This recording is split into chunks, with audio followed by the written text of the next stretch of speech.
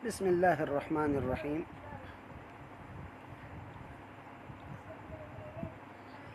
عن عمران بن حسين رضي الله عنهما أن النبي صلى الله عليه وسلم رأى رجلا في يده حلقة من صفر فقال: ما هذه؟ قال: من الواهنة. فقال: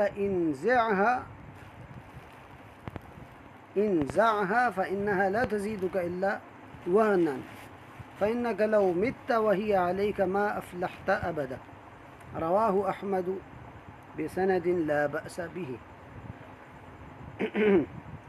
کتاب التوحید کے باب نمبر 6 سے ہم آج پڑھ رہے ہیں.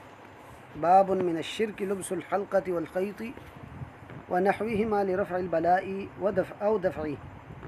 یعنی باب اس بیان میں ہے کہ یہ چیز شرک ہے کہ بندہ کڑا، دھاگا وغیرہ چیزیں اس وجہ سے پہنے کہ اس وجہ سے کوئی اس کی تکلیف دور ہو سکتی ہے آنے سے پہلے یا آنے کے بعد. تو ایسا عقیدہ رکھنا یہ شرک ہے. اس کو بیان کرنے کے لیے مؤلف رحمہ اللہ نے پہلی آیت کو ذکر کیا اور اس کی تفسیر الحمدللہ ہم نے پڑھ لی ہے. اس کے بعد یہ دوسری دلیل انہوں نے حدیث ذکر کی ہے. حدیث ہے عمران بن حسین رضی اللہ عنہما سے. وہ روایت کرتے ہیں کہ ان نبی صلی اللہ علیہ وسلم رأى رجلا فی یدہ حلقۃ من صفر، کہ نبی علیہ السلام نے ایک آدمی کو دیکھا کہ اس کے ہاتھ میں ایک پیتل کا کڑا ہے، ایک تانبے کا کڑا ہے. فقال ما هذه، تو اللہ کے نبی صلی اللہ علیہ وسلم نے کہا کہ یہ کیا چیز ہے، یعنی اس کا کیا مقصد ہے، کیوں پہنا ہوا ہے. قال من الواہنہ، تو انہوں نے فرمایا کہ یہ واہنہ بیماری کی وجہ سے میں نے پہنا ہوا ہے، اس کو دور کرنے کے لیے. تو اللہ کے نبی صلی اللہ علیہ وسلم نے فرمایا: انزعها، اس کو اتار دو. فإنها لا تزيدك إلا وهنا، یہ آپ کو مزید کمزوری میں ہی بڑھائے گا. اس نے آپ کو کمزوری میں ہی مزید بڑھانا ہے. فی الحال میں الفاظ کا صرف معنی کر رہا ہوں. فإنك لو مت وهي عليك ما أفلحت أبدا، اس لیے کہ اگر اسی حالت میں، اس کڑے کو پہنے ہوئی حالت میں ہی آپ فوت ہو گئے تو آپ کبھی کامیاب نہیں ہوں گے، آپ کبھی کامیاب نہیں ہوں گے. یہ حدیث ہے. مؤلف رحمہ اللہ نے متن میں یہ بات کہی ہے کہ رواہ احمد بسند لا بأس به. امام احمد بن حنبل کی کتاب ہے مسند احمد، اس میں یہ حدیث موجود ہے. مؤلف رحمہ اللہ فرما رہے ہیں کہ اس کی سند میں کوئی حرج نہیں ہے، لی جا سکتی ہے. البتہ اس حدیث میں کچھ اختلاف ہے، جیسا کہ اس کی سند میں مبارک بن فضالہ ایک راوی ہیں جو کہ علماء کے نزدیک اس میں کچھ ضعف ہے اور اس کے بارے میں اختلاف بھی ہے. البتہ راجح یہ ہے کہ یہ حدیث ضعیف ہے. یہ حدیث اس لیے بھی ضعیف ہے کہ مبارک بن فضالہ جو ہے وہ اس میں ضعف پایا جاتا ہے، کمزوری پائی جاتی ہے. اور دوسرا یہ کہ وہ تدلیس کرتا ہے اور یہ عن سے روایت ہے. خیر، یہ تدلیس کا مسئلہ تو الگ ہے، یہ باقاعدہ ضعف تو نہیں، اس میں بھی تحقیق کی ضرورت ہوتی ہے. البتہ ایک اور مسئلہ ہے اس میں کہ حسن بصری رحمہ اللہ کا عمران بن حسین رضی اللہ عنہما سے سماع نہیں. الغرض یہ حدیث جو ہے اپنی سند کے لحاظ سے ضعیف ہے، اپنی سند کے لحاظ سے تو یہ حدیث ضعیف ہے، لیکن اس کا معنی اپنی جگہ صحیح ہے اور شریعت کی نصوص اور دلائل سے یہ چیز ثابت ہو رہی ہے. جیسا کہ اوپر کی جو آیت ہے اس نے بھی یہ چیز ثابت کی ہے اصل میں. یعنی اور بھی بہت ساری آیات ہیں. مؤلف رحمہ اللہ نے ایک آیت ذکر کی تھی کہ افرأیتم ما تدعون من دون اللہ قل افرأیتم ما تدعون من دون اللہ ان ارادنی اللہ بضر هل هن كاشفات ضره او ارادنی برحمت هل هن ممسکات رحمتہ قل حسبی اللہ علیہ توکل المتوکلون. کیا نبی صلی اللہ علیہ وسلم آپ ان سے فرمائیے کہ کیا یہ دیکھتے نہیں ہیں، کیا تم دیکھتے نہیں ہو کہ جن کی تم اللہ کے علاوہ جن کو پکارتے ہو، جن سے دعائیں کرتے ہو، اگر اللہ تعالیٰ مجھے کوئی تکلیف دینا چاہے تو کیا یہ روک سکتے ہیں؟ یا اللہ مجھے کوئی اپنی رحمت سے نوازنا چاہے تو یہ اس کو بھی روک سکتے ہیں؟ جب نہیں روک سکتے تو پھر اللہ تعالیٰ نے ان کو خود ہی حکم دیا کہ قل حسبی اللہ علیہ توکل المتوکلون، مجھے تو میرا اللہ ہی صرف کافی ہے، اسی پر توکل کرنے والوں کو وہی توکل کرنے والے توکل کرتے ہیں. یعنی اللہ کے علاوہ کوئی نفع نقصان کا مالک نہیں ہے. اللہ نفع دینا چاہیں تو پوری انسانیت مل کے نہیں روک سکتی، اور اللہ تعالیٰ کوئی پریشانی اور تکلیف اپنی حکمت کے تحت بندے پر لانا چاہیں تو کوئی پوری انسانیت مل کر بھی اس کو جو ہے روک نہیں سکتی. تو یہ بات اپنی جگہ ثابت ہے. اب یہ جو خاص مسئلے میں یہ حدیث بیان کی جا رہی ہے عمران بن حسین رضی اللہ عنہ کی، تو یہ حدیث اپنی جگہ ضعیف ہے، لیکن مسئلہ اصل اس آیت سے ثابت ہو گیا ہے.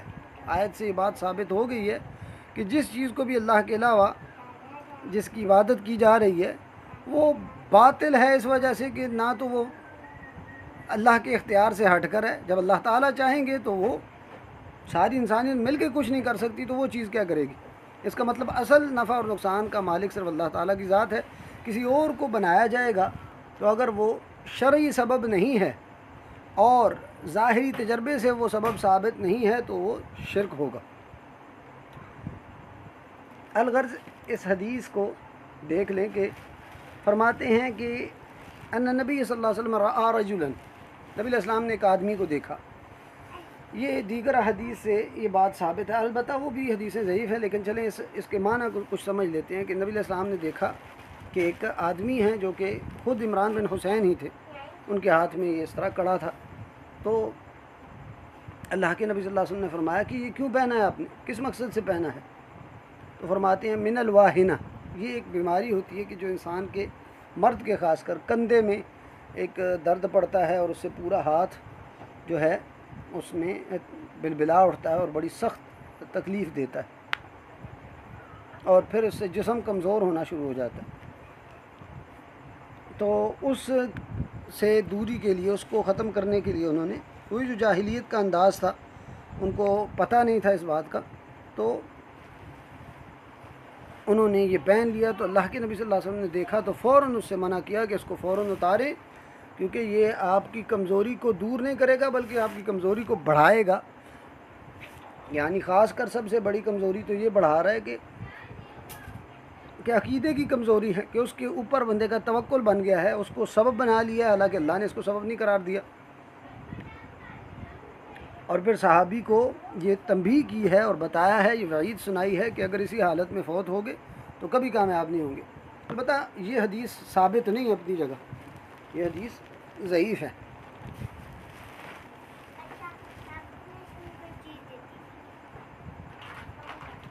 البتہ یہ بات اپنی جگہ ثابت ہے کہ کوئی بھی چیز اللہ کے علاوہ نہ نفع دے سکتی ہے نہ نقصان دے سکتی ہے. البتہ یہ چیز مشہور اور ثابت ہے کہ جاہلیت میں لوگ جو ہے کسی نفع کے حصول کے لیے، کسی پریشانی کو دور کرنے کے لیے اس طرح کی چیزیں پہنتے تھے. کڑا ہو گیا، دھاگا ہو گیا، یا اس طرح کی دیگر چیزیں وہ استعمال کرتے تھے تکلیف کو دور کرنے کے لیے، نظر وغیرہ کو دور کرنے کے لیے اور اس طرح کے امور کے لیے. تو اللہ کے نبی صلی اللہ علیہ وسلم اس سے منع بھی کرتے تھے، اور قرآن کی دیگر آیات سے یہ بات ثابت ہے.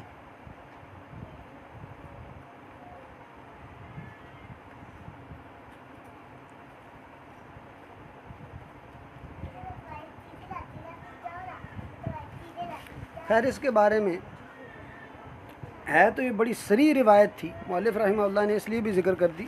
اور دوسرا یہ کہ ان کی تحقیق میں اور ان کے اجتہاد میں یہ حدیث کہہ رہے ہیں بسند لا بأس به، کہ یہ حدیث لی جا سکتی ہے لا بأس به. بعض علماء میں یہ اختلاف ہو جاتا ہے، پھر ان کے اجتہاد کے مطابق اگر ایک عالم ہے اس سے کوئی غلطی ہو بھی جاتی ہے تو کوئی حرج نہیں ہے. اور خاص کر جو ضعیف حدیثیں ہیں وہ اگر اصل مسئلہ ثابت ہو رہا ہے کسی حدیث سے، کسی قرآن کی آیت سے، تو اپنی جگہ ہے. پھر اس کی مزید تائید کے لیے ڈائریکٹ جو واضح الفاظ والی حدیثیں ہیں، بے شک وہ ضعیف بھی ہوں تو علماء اپنی کتب میں ذکر کر دیتے ہیں، ایک انداز ہے. البتہ اصل مسئلہ جو ہے وہ اس آیت سے ثابت ہو گیا ہے، اس حدیث کی ضرورت بھی نہیں تھی اگر یہ ضعیف ہے. تو مؤلف رحمہ اللہ کے نزدیک صحیح ہے، اس لیے انہوں نے ذکر کی. الغرض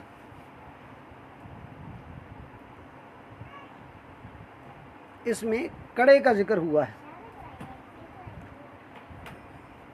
خیر کڑا ہو یا کوئی بھی ایسی چیز ہو، وہ کسی بت کو، کسی قبر والے کو، کسی پیر کو، یا کوئی انسان ہے، کوئی چھوٹا ہے، کوئی بڑا ہے، کوئی نبی ہے، فرشتہ ہے، کوئی بھی ہے جس کو اگر ہم نفع اور نقصان کا مالک سمجھ لیں گے مطلقاً اللہ تعالیٰ نے ان کو سبب نہیں بنایا، یا ایسی چیز ہے کہ جو صرف اللہ تعالیٰ ہی کی ذات دے سکتے ہیں، تو ہم وہ ان سے مانگیں گے جو اللہ کے لیے خاص ہے، مثلا اولاد مانگنا اور اسی طرح بارش مانگنا، ایسی چیزیں جو اللہ تعالیٰ کے ساتھ خاص ہیں. تو اگر ہم اللہ کے علاوہ کسی اور سے مانگیں گے تو یہ تو شرک اکبر ہے، انسان کو دار اسلام سے خارج کر دے گا، اس لیے کہ اللہ کی ربوبیت میں یہ شرک ہے. لیکن اگر ایسا سبب ہے جس کو ہم اختیار کرتے ہیں کہ جو جائز ہے، اپنی جگہ جائز ہیں، تو پھر اس کو ہم نے اختیار اس طرح کرنا ہے کہ اس سبب کو اختیار کر لینا. یعنی سبب اس طرح جائز ہوگا کہ یا تو شریعت نے اس کو جائز کہا ہے، یا پھر ظاہری تجربے سے وہ ثابت ہے. دوائی وغیرہ کی مثال میں نے آپ کے سامنے رکھی. تو ایسی صورت میں اس سبب کو اختیار کر کے توکل اللہ پر کرنا، یہ دوسرا سٹیپ ہو گیا. اور اگر سبب ہی صحیح نہیں ہے، نہ شریعت سے ثابت ہے نہ ظاہری تجربے سے ثابت ہے، تو بعینی اس سبب کو ہی اختیار کرنا یہ شرک ہوگا. بے شرک پھر اس کی کیا قسم ہے وہ اس بندے کے لحاظ سے اس کی ہوگی تقسیم. اصل تو وہ شرک اصغر ہے، لیکن اب بندہ اس کو بعینی ہی مؤثر سمجھتا ہے اللہ کی تاثیر کے بغیر، تو وہ تو شرک اکبر ہوگا. اور اگر وہ اس کو استعمال کرتا ہے اور اللہ کو ہی اصل مسبب سمجھتا ہے تو وہ شرک اصغر ہوگا. یہ تفصیل کچھ گزر چکی ہے، اس کا خلاصہ میں نے آپ کے سامنے رکھ دیا. اس کے بعد دوسری حدیث انہوں نے ذکر کی ہے. ہم اس کی تفصیل میں اس لیے نہیں گئے کہ اس کی سند ضعیف ہے اور یہ الفاظ نبی علیہ السلام سے ثابت نہیں ہے. البتہ شریعت سے یہ معنی ثابت ہے، شریعت سے یہ معنی ثابت ہے. الفاظ یہ نبی علیہ السلام کے نہیں ہیں. یہ بڑی دقیق چیز ہوتی ہے اور بہت اہمیت کے حامل چیز ہوتی ہے کہ یہ الفاظ نبی علیہ السلام نے کہے ہیں یا نہیں کہے. اس لیے کہ نبی علیہ السلام نے فرمایا من کذب علی متعمدا فلیتبوأ مقعدہ من النار، جو مجھ پر جان بوجھ کر جھوٹ بولے وہ اپنا ٹھکانہ جہنم میں بنا رہے. البتہ ضعیف حدیث کا معاملہ الگ ہوتا ہے، اس کو موضوع نہیں کہہ سکتی. موضوع حدیث کے بارے میں جو جان بوجھ کے جھوٹ بولا جا رہا ہے، یعنی جو خود بعین ہی جھوٹ ہوتا ہے. ضعیف حدیث کو جھوٹ تو نہیں کہا جا سکتا، لیکن یہ نہیں کہا جا سکتا کہ یہ الفاظ بعین ہی نبی علیہ السلام. البتہ یہ معنی نبی علیہ السلام سے ثابت ہے، قرآن سے بھی ثابت ہے، اور شریعت میں یہ چیز ہے اور کتاب و سنت سے بات ثابت ہے. اچھا، اگلی حدیث ہے وَلَهُ عَنْ عُقْبَةَ بْنِ عَامِرٍ رَضِيَ اللَّهُ عَنْهُ مَرْفُوعًا.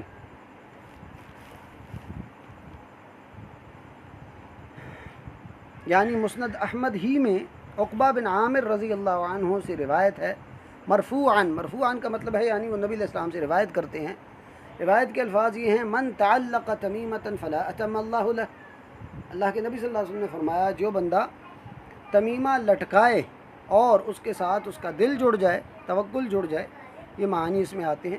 فلا اتم اللہ لہ، اللہ تعالیٰ اس کی کوئی مراد نہ پوری کرے. ومن تعلق ودعۃ فلا ودع اللہ لہ، اور جو بندہ ودع پہنے اور اس کے ساتھ اس کا دل جڑ جائے، توکل جڑ جائے، فلا ودع اللہ. ودع کہتے ہیں ایک خاص قسم کی سپی ہوتی ہے جس کو لوگ پہنتے تھے اور یہ جاہلیت کے دور سے چلا آ رہا ہے کہ یہ ہماری کوئی پریشانی دور کرے گا، یا خاص بیماریوں کے لیے انہوں نے رکھی ہوتی. تو اللہ کے نبی صلی اللہ علیہ وسلم نے فرمایا فلا ودع اللہ لہ، اللہ تعالیٰ اس کو سکون اور راحت عطا ہی نہ کرے، اس کو سکون سے گویا کہ محروم کر دے. یہ نبی علیہ السلام کی گویا کہ بد دعا ہے. البتہ اس حدیث کے متعلق بھی اس کی سند دیکھی جائے تو اس کی سند اپنی جگہ بعض علماء نے کہا ہے کہ صحیح ہے اور جید کہا ہے بعض علماء نے. البتہ صحیح بات یہ ہے کہ اس کی حدیث کی سند بھی ضعیف ہے. اس میں خالد بن عبید المعافری ہیں جن کو صرف ابن حبان نے صحیح کہا ہے، اور اس کے بارے میں تفصیل یہی ہے کہ یہ حدیث اس کے ضعف کی وجہ سے ضعیف ہے. خالد بن عبید کے ضعیف ہونے کی وجہ سے ضعیف ہے، مجہول ہونے کی وجہ سے ضعیف ہے. تو الفاظ تو اپنی جگہ ثابت نہیں ہے نبی علیہ السلام سے، جس طرح کہ پچھلی حدیث کے متعلق میں نے ذکر کیا.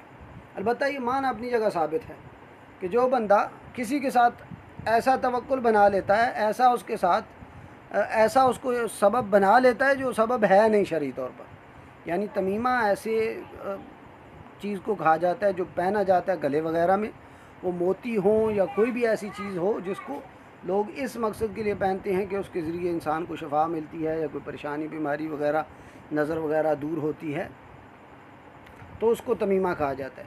جو بندہ اس کو پہنتا ہے اس مقصد کے لیے کہ میری کوئی بلا دور ہو جائے گی، میری کوئی پریشانی دور ہو جائے گی، مجھے شفا مل جائے گی، میری نظر دور ہو جائے گی وغیرہ وغیرہ، حالانکہ یہ اصل سبب نہیں ہے، یہ سبب ہی نہیں ہے شرعی طور پر.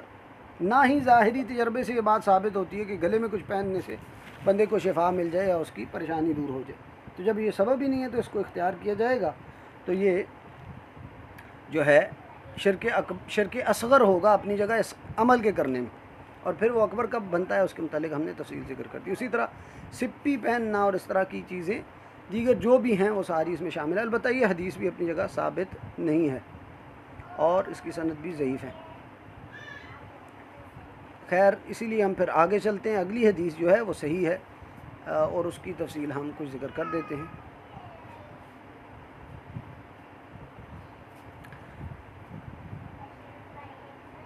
وفی روایت من تعلق تمیمۃ فقد اشرکا. یہ روایت مسند احمد میں ہی موجود ہے اور یہ روایت سندن صحیح ہے. یہ روایت سندن صحیح ہے. اور روایت کیا ہے؟ من تعلق تمیمۃ فقد اشرکا. جو بندہ تمیمہ پہنتا ہے اس کے ساتھ اس کا دل جڑ جاتا ہے، اس کا توکل جڑ جاتا ہے. تعلقہ میں یہ معنی آتے. اس نے شرک کیا. یہ تو ظاہری روایت آ گئی نا. اس نے شرک کیا. اب شرک نبی علیہ السلام نے بھی کہا ہے کہ یہ شرک ہے اور شرک عمل کے لحاظ سے اپنی جگہ یہ شرک ہے. شرک اصغر ہو سکتا ہے لیکن پھر اس کے کرنے والے کے لحاظ سے پھر شرک اکبر یا اصغر ہو سکتا ہے، دونوں لحاظ سے. تو خیر مؤلف رحمہ اللہ کے نزدیک یہ چوتھی روایت ہے جس کو وہ پیش کر رہے ہیں.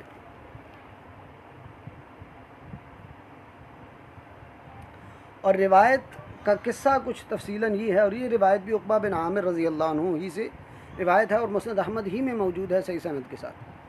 اور قصہ یہ ہے کہ نبی علیہ السلام کے پاس تقریباً کچھ لوگ آئے اور انہوں نے نبی علیہ السلام کے ہاتھ پر اسلام لانا تھا، بیعت کرنی تھی. تو نبی علیہ السلام نے ان میں سے 9 لوگوں سے بیعت کر لی اور ایک بندے سے بیعت ہی نہیں کی. تو صحابہ نے پوچھا یا رسول اللہ بایعت 9 وامسکت عن ھذا. 9 لوگوں سے آپ نے بیعت کر لی ہے، اس سے کیوں بیعت کرنے سے رک گئے ہیں؟ تو اللہ کے نبی صلی اللہ علیہ وسلم نے فرمایا ان علیہ تمیمۃ.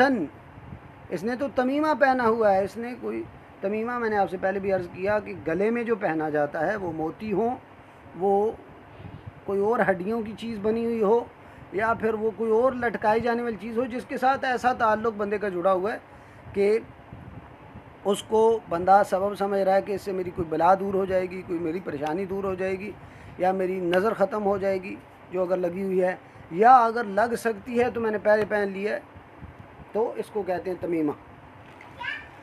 تو اللہ کے نبی صلی اللہ علیہ وسلم نے کیا کیا؟ فَأَدْخَلَ يَدَهُ فَقَطَعَهَا فَبَايَعَهُ. اللہ کے نبی صلی اللہ علیہ وسلم نے ہاتھ ڈالا اور اس کو پکڑ کے تمیمہ کو کاٹ دیا اور پھر اس کے بعد نبی علیہ السلام نے اس سے بیعت کی اس سے اور پھر کہا من تعلق تمیمۃ فقد اشرکا. جس بندے نے یہ تمیمہ پہنا اس نے شرک کیا.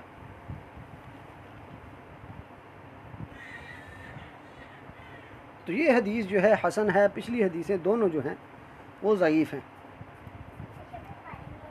تو یہ شرک اللہ کے نبی صلی اللہ علیہ وسلم نے فرمایا ہے کہ دل کا تعلق غیر اللہ کے ساتھ اس لحاظ سے بندے کا جڑ جاتا ہے کہ اس کو نفع حاصل کرنے کا سبب بنا رہا ہے یا اپنی پریشانی کو دور کرنے کا اس کو سبب بنا رہا ہے. تو اس حیثیت سے یہ شرک ہو گیا. تو ان تمیموں کو یا اس طرح کا جو شرکیہ تعویذ ہو گئے یا پھر کوئی بھی چیزیں، دھاگا ہو، کڑا ہو یا پاؤں میں کوئی اس طرح کی پہنی ہوئی ہو، بازو میں پہنی ہوئی ہو یا اور کسی بھی جگہ پہنی گئی ہو، خود پہنے، بچے کو پہنائے، بیوی کو پہنائے یا گاڑی پہ لٹکائی ہوئی ہے یا پھر گھر کے اوپر کٹوی رکھی ہوئی، اس طرح کی تمام چیزیں جو جاہلیت میں بھی چلی آ رہی تھیں اور ابھی تک وہی جاہلی دور جو ہے چلا آ رہا ہے. یہ ساری چیزوں کے متعلق یہی حکم آتا ہے کیونکہ اللہ کے نبی صلی اللہ علیہ وسلم نے اس سے منع اس لیے کیا ہے کہ وہ سبب نہیں تھا جس کو انہوں نے اختیار کیا ہوا ہے کسی پریشانی کو دور کرنے کے لیے. وہ سبب ہی نہیں ہے اپنی جگہ. تو اس سبب کو ہم نے جب سبب بنا لیا اور اس کے ساتھ بندے کا دل جڑ گیا کہ اس کی وجہ سے میری پریشانی دور ہوگی، حالانکہ کوئی ایسی چیز ہوتی مثال کے طور پر اب بندے کو بیماری لگ گئی ہے، اس نے دوائی لی ہے جو باقاعدہ ثابت ہے، ڈاکٹروں نے اس کو ریکمینڈ کی ہے، اس نے کھائی، تو ظاہری ثابت ہے چیز اور تجربے سے یہ بات ڈاکٹر کے ہاں ثابت ہے اور سب کے ہاں متفق ہوگی. یہ چیز تو بندہ اختیار کر لے یا پھر دم کروا لے، جیسا کہ قرآن سے دم کروا لے اور صحیح جو شرکیہ دم نہ ہوں، وہ دم اگر کیے جائیں تو ٹھیک ہے، جائز ہے، لیکن اس کے علاوہ کوئی ایسی چیز سبب بنا لی جائے تو یہ پھر سبب بنانا ہی خود اپنی جگہ شرک ہوگا۔ اور اس حدیث سے بھی یہ ثابت ہو رہا ہے، اور پچھلی وہ آیت جو تھی اس سے بھی یہ بات ثابت ہو رہی ہے۔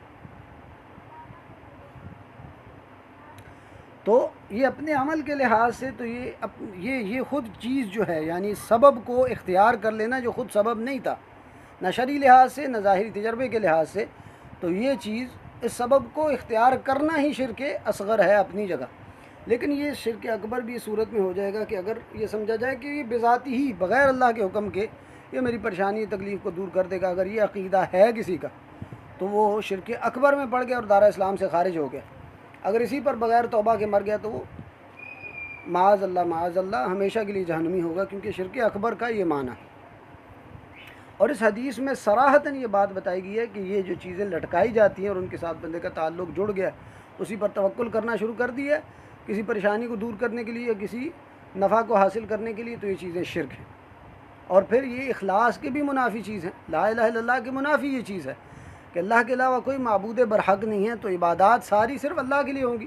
اور عبادات میں سے ایک بڑی عبادت یہ بھی ہے کہ توکل اور دل کا تعلق اور نفع نقصان کا مالک صرف اللہ تعالیٰ کو سمجھا جائے۔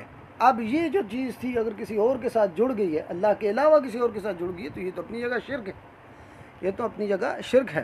البتہ شرک اصغر بھی یہ بہت بڑا گناہ ہے، اور بڑے گناہوں سے بالاتفاق یہ بڑا گناہ ہے۔ اور علماء، بہت سارے علماء کا یہ کہنا ہے اور یہ رائے ہے کہ شرک اصغر بھی کرنے والا جو ہے اگر توبہ نہیں کرتا، اسی پہ مر جاتا ہے، تو اس کا جہنم میں جانا ضروری ہے، الا یہ کہ ہمیشہ کے لیے وہ جہنم میں نہیں رہے گا اگر وہ شرک اکبر سے پوری زندگی بچا رہا ہے۔ اگر پتہ ہی نہیں ہے شرک اکبر کیا ہے اور پھر بندہ اس میں ملوث ہے، یعنی اس کو پتہ ہی نہیں ہے، تو پھر وہ کیسے اس سے بچ سکتا ہے اور کیسے جو ہے یہ سمجھ سکتا ہے کہ میں ایک دن جہنم سے باہر نکلوں گا؟ معاذ اللہ، لوگوں کی بڑی جرت ہے، وہ لوگ اس طرح کی باتیں کرتے ہیں، یہ بات چھوٹی بات نہیں ہے۔ تو خیر، تو شرک جو ہے یہ بعض اوقات اس کی اقسام بڑی مخفی بھی ہیں، جیسا کہ یہ صحابہ ہیں۔ البتہ یہ نئے صحابہ تھے، ابھی انہوں نے اسلام لایا تھا، اس لیے ان کو پتہ ہی نہیں تھا، تو اللہ کے نبی صلی اللہ علیہ وسلم نے ان کو بتایا اور سکھایا، اور کیسے بتایا؟ بڑی یعنی ایسے انداز سے کہ اس کو باقاعدہ کاٹا ہے، منع نہیں کیا۔ اس میں سختی کا ایک عنصر نظر آتا ہے کہ دعوت میں سختی اپنی جگہ ہو سکتی ہے، لیکن اس کا محل دیکھا جائے گا، بندے کا خود کا مقام کیا ہے جو منع کر رہا ہے، اس کا مقام دیکھا جائے گا۔ اللہ کے نبی صلی اللہ علیہ وسلم کی حدیث ہے صحیح مسلم میں، من رأى منکم منکرا فلیغیرہ بیدہ، جو بندہ کسی برائی کو دیکھو تو اپنے ہاتھ سے اگر روک سکتا ہے تو روکے، اگر نہیں روک سکتا تو زبان سے روکے، اگر نہیں روک سکتا تو پھر دل میں اس کو برا جانے، اور یہ سب سے کمزور ایمان ہے، اور اس کے بعد پھر ایمان کی رتی بھی نہیں رہتی، یہ نبی علیہ السلام کی حدیث ہے۔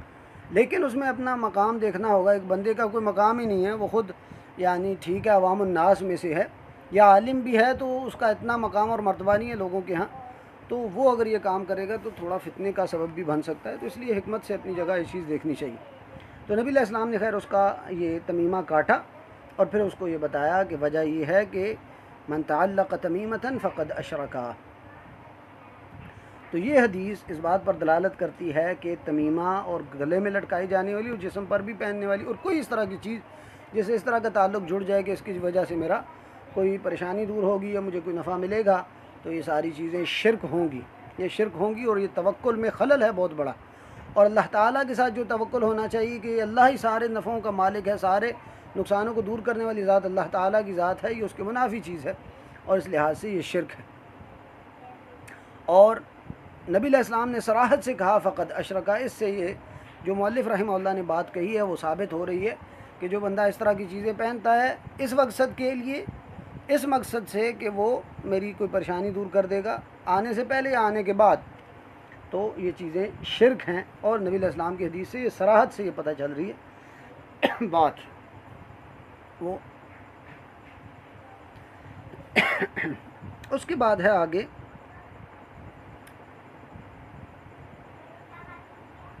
ولابن ابی حاتم رحمہ اللہ تعالی عن حذیفہ بن الیمان رضی اللہ عنہ انہ رأى رجلا فی یدہ خیط من الحمہ فقطعہ ابن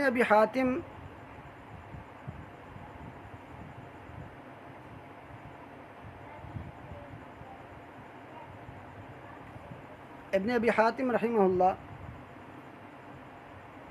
اپنی تفسیر میں اس کو روایت کرتے ہیں کہ حذیفہ بن یمان رضی اللہ عنہ کا عمل یہ تھا